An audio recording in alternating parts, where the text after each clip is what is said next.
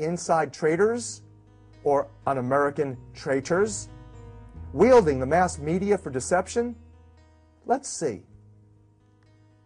In 1963, as the plot to assassinate President John F. Kennedy was being hatched, a global policy think tank met at Iron Mountain near Hudson, New York, to discuss the possibilities for economic sustainability in a world without war. You may have heard it said that money makes the world go round. Well, most intelligent people knew at that time that war economies kept bankers and businessmen most profitable.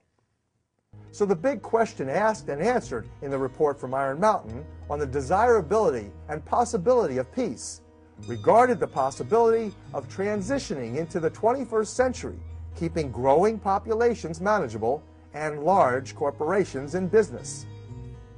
The participants at Iron Mountain considered the functions of war as necessary for political, economic, and social progress. The functions of war, they wrote, are, quote, essential to the survival of social systems we know today, end quote.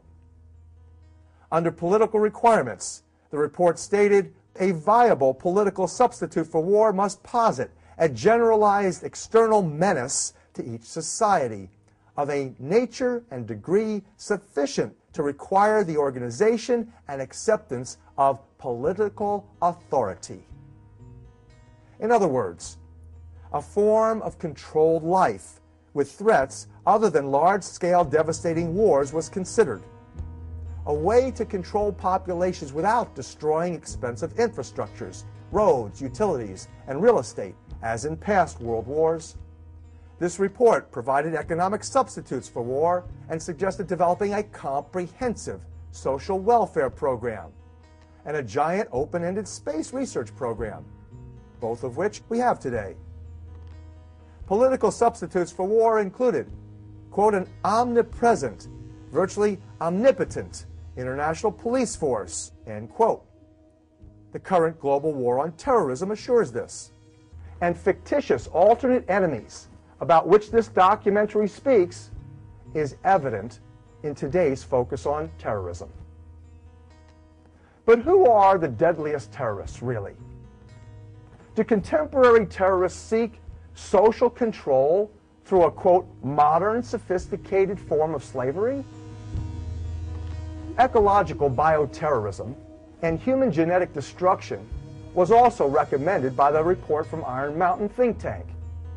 They suggested a, quote, comprehensive program of applied eugenics, end quote. That means genetically culling and killing perceived social misfits or having them die from environmental toxicity. And the report's cultural replacements in science included, besides space research and social welfare, this concept of eugenic genetic control.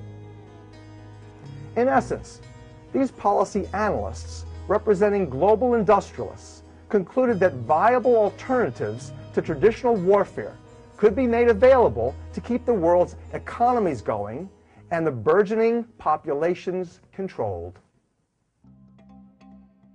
It might come as a shock to many people, but the form of government we have in this country today basically is socialistic. We have social programs for everything. We have educational programs to bring the curriculum around to what the national education authorities want. And basically we have a socialist program, but instead of the benefits going to the people, the benefits go to the corporations. Okay? So I think anyone that stops and looks at it would agree that we have socialism geared to benefit the multinational corporations. Now, interestingly enough, this is pushed along by a fervent nationalism. What's good for GM is good for the country, okay? And our country, right or wrong, and we're going to go take our form of freedom and democracy to some other country. If you don't like it, we'll just invade you and occupy you, okay? Now, what does that tell us? That tells us that the form of government that we're operating under today is National Socialism. And that should come as a shock to many people, particularly when you consider that National Socialism in German, shortened down, means Nazi. So, because the Nazi Party was the National Socialist German Workers' Party, National Socialist Deutsche Arbeiterpartei, okay?